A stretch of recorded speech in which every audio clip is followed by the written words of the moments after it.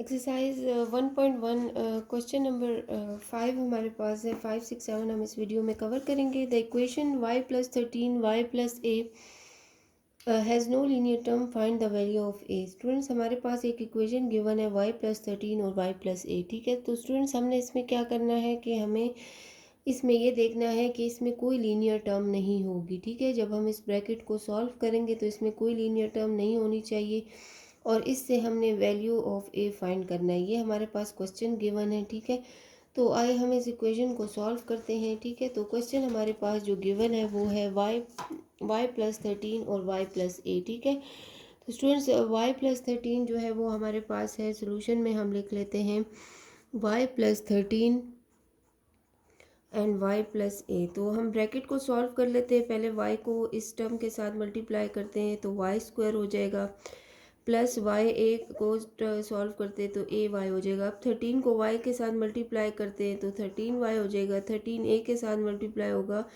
तो 13a हो जाएगा। ठीक है, तो स्टूडेंट्स y² इसी तरह लिख लेंगे। अब a y और 13y से y कॉमन ले लेते हैं। ठीक है, तो हमारे पास आ जाएगा a+13 और y। ठीक है, +13a। अब स्टूडेंट्स इसमें जो हमारे पास लीनियर टर्म है, क्वेश्चन में है कि हैज़ नो लीनियर टर्म, तो जो लीनियर टर्म है वो हमारे पास y है, क्योंकि लीनियर टर्म वो टर्म होती है जिसमें वेरिएबल की हाईएस्ट पावर जो है वो हमारे पास 1 हो। तो इसकी y है, इसकी डिग्री पावर 1 है, तो ये हमारे पास लीनियर टर्म है। ठीक है, +13 है। अब स्टूडेंट्स हमने a की वैल्यू भी फाइंड करनी है, तो हम इधर से लिख लेते हैं a+13 इज इक्वल टू 0। ठीक है, अब ये हमने लिख लिया। अब students a+13 is equal to 0, ये हमारे पास लीनियर टर्म से एक वैल्यू आ गई। अब a इज इक्वल टू +13 उधर चला जाएगा, -13 हो जाएगा, ये हमारे पास a की वैल्यू आ गई। अब हम अगर क्वेश्चन में देखें तो लिखा है नो लीनियर टर्म, तो स्टूडेंट्स अगर a की वैल्यू -13 हम इस लीनियर टर्म में पुट करें तो इससे हमारे पास आंसर 0 आ जाता है। ठीक है, a की वैल्यू -13 है और अगर हम a+13 में वैल्यू पुट करें, ठीक है, y की a की, तो a की वैल्यू -13 +13, तो यहाँ से हमारे पास 0 आता है। ठीक है, तो 0 जब y के साथ मल्टीप्लाई होगा तो ये पूरी लीनियर टर्म 0 हो जाएगी। ठीक है, तो अकॉर्डिंग टू द क्वेश्चन है कि नो लीनियर टर्म, तो इससे इसका आंसर लीनियर टर्म ख़त्म हो जाएगा और y² +13a रह जाएगा और लीनियर टर्म की पूरी वैल्यू हमारे पास 0 आ जाएगी। ठीक है, तो इसका मतलब है कि ये हमारे पास a का रिक्वायर्ड आंसर है और इसमें लीनियर टर्म जो है वो इसकी ख़त्म हो जाता है। ठीक है, अब इसी तरह इसका क्वेश्चन नंबर 6 हमारे पास है। The equation ax² + 5x is equal to 3 has x is equal to 1 as a solution, for what is other solution. ठीक है, अब स्टूडेंट्स जो 1.1 का जो 6 पार्ट है उसमें हमें एक इक्वेशन गिवन है और हमें x की एक वैल्यू ऑलरेडी 1 गिवन है और हमने एक और सोल्यूशन फाइंड करना है। ठीक है, तो क्वेश्चन नंबर 6 को सॉल्व करते हैं। इसके लिए हमारे पास है the equation ax² + 5 is equal to 3। तो स्टूडेंट सबसे पहले जो इक्वेशन गिवन है वो हम लिख लेते हैं ax² + 5x is equal to 3। तो स्टूडेंट्स इसको थोड़ा सॉल्व कर लेते हैं। जो हमारे पास क्वाड्रेटिक इक्वेशन है वो है ax² + bx + c is equal to 0। तो इसमें कांस्टेंट c जो है वो इक्वल किस साइड पे, तो हम इस साइड पे ले आते हैं, तो ax² + 5x -3 हो जाएगा। ये इक्वल इस साइड पे आके -3 इज इक्वल टू 0, ये हमारे पास क्वाड्रेटिक इक्वेशन आ गई। अब स्टूडेंट्स हमें एक value x is equal to 1 question में गिवन है। ठीक है, तो हम पहले इस पूरी इक्वेशन में x की वैल्यू 1 पुट कर देते हैं। तो हम इधर लिख लेते हैं the value putting the value x is equal to 1। ठीक है, तो x की जगह हम 1 पुट कर लेते हैं तो 1² हो जाएगा। 5x की जगह अगेन 1, तो 1 -3 इज इक्वल टू 0। तो यहाँ से a + 5 -3 इज इक्वल टू 0 आ जाता है। अब स्टूडेंट्स हमें यहाँ पर जो वैल्यू चाहिए वो हमारे पास है a + 5 और -3। तो 5 में से 3 माइनस कर देंगे तो हमारे पास क्या आ जाता है, 2 आ जाता है, +2 इज इक्वल टू 0। तो स्टूडेंट्स हमें a की वैल्यू चाहिए, तो यहाँ पर a की वैल्यू हमारे पास अगर +2 को इस साइड पे लिख ले तो ये -2 हो जाएगा, ये हमारे पास a की वैल्यू आ जाएगी। अब इस a की वैल्यू को हम पुट कर देते हैं इस इक्वेशन में। स्टूडेंट्स इसको 1 का नाम दे देते हैं। ठीक है, तो putting the value of a in equation 1, putting the value of a in equation 1, ये जो 1 इक्वेशन है इसमें पुट कर देते हैं। तो स्टूडेंट्स हमारे पास यहाँ सर आ जाएगा 1 में पुट करेंगे तो ax² plus 5x minus 3 is equal to 0 है। तो a की वैल्यू -2 है, तो यहाँ से स्टूडेंट्स a है, x की जगह a की जगह -2 लिख लेते हैं, ठीक है। x² हो जाएगा plus 5x minus 3 is equal to 0। तो स्टूडेंट्स यहाँ से -2x² से -2x² आ जाता है, ठीक है, प्लस 5x और -3 इक्वल टू 0। अब स्टूडेंट्स इसमें हम माइनस अक्सर अगर साइन में स्क्वायर के साथ आ जाए फर्स्ट जगह पर, तो हम माइनस को जो है वो कॉमन ले लेते हैं या इक्वल टू 0 शिफ्ट कर लेते हैं। सबसे पहले माइनस को हम कॉमन ले लेते हैं ताकि ये थोड़ा और सिंप्लीफाई हो जाए कि स्टार्ट में इसका माइनस साइन जो है वो रिमूव हो जाए, थोड़ा और साइन सिंप्लीफाई हो जाए। तो 2x² आ जाएगा। तो स्टूडेंट माइनस साइन कॉमन है और इधर प्लस है, अगेन हमें इसे प्लस बनाने के लिए माइनस इधर कॉमन ले लेते हैं, ठीक है। तो ये -5x हो जाएगा। अब इधर माइनस है और ऑलरेडी माइनस साइन बाहर है, तो इसको हमने माइनस बनाने के लिए अंदर प्लस लिख लेते हैं ताकि माइनस प्लस माइनस हो जाए इज इक्वल टू 0। अब स्टूडेंट्स ये एक तरह से -1 कह लें या माइनस साइन है, ये इक्वल टू 0 उस साइड पे चला जाएगा, तो इसकी वैल्यू माइनस साइन की ख़त्म हो जाएगी। यहाँ से ये 2x² माइनस 5x प्लस 3 रह जाता है, ठीक है। अब स्टूडेंट्स हमने क्या करना है, इसको थोड़ा सिंप्लीफाई करते हैं, ठीक है। 2x² minus 5x plus 3 is equal to 0 को अगर हम इसकी वैल्यू को सॉल्व कर लें, ये हमारे पास सोल्यूशन एक आ गया। अब इसको हम थोड़ा फैक्टराइज कर लेते हैं, ठीक है। तो 2x² माइनस 5x माइनस 3 हमारे पास है, सॉरी प्लस 3 हमारे पास है। तो स्टूडेंट्स 2 को 3 से अगर हम मल्टीप्लाई करें तो 2 3 6 होता है, ठीक है। और हमने दो नंबर ऐसे मल्टीप्लाई करने हैं जिससे 6 आ जाए और ऐड या सब्ट्रैक्ट करने से 5 आए।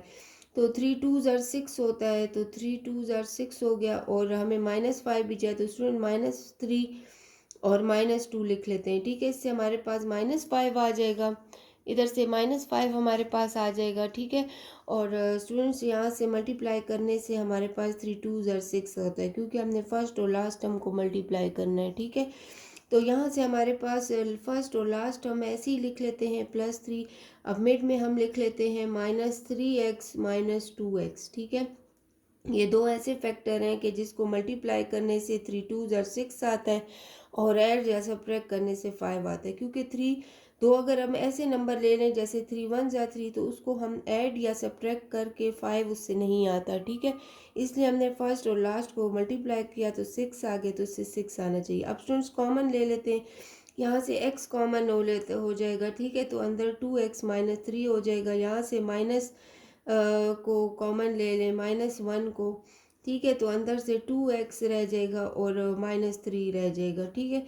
तो 2x माइनस 1 एक 3 इसका फैक्टर बन गया, ठीक है। और एक है x माइनस 1 बन गया। अब स्टूडेंट्स 2x माइनस 3 को अगर हम सॉल्व करें इक्वल टू 0, तो यहाँ से हमारे पास आता है 2x इज इक्वल टू 3 और x इज इक्वल टू 3/2, यानी 2 इधर आके डिवाइड हो गया तो ये x और एक हमारे पास x minus 1 is equal to 0। तो students x minus 1 is equal to 0 के लिए हमारे पास है x इज इक्वल टू 1।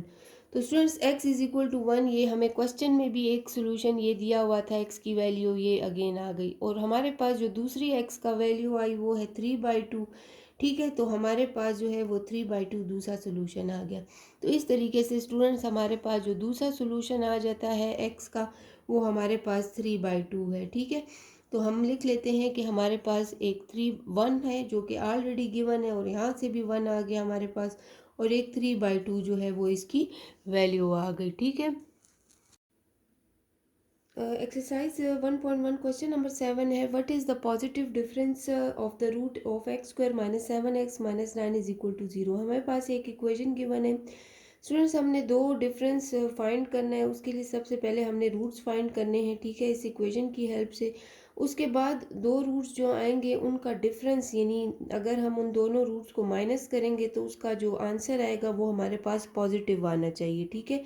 तो उसके लिए सबसे पहले हम इस इक्वेशन की हेल्प से रूट्स फाइंड करते हैं। तो स्टूडेंट्स हमारे पास जो इक्वेशन है वो है x² -7x - 9 is equal to 0।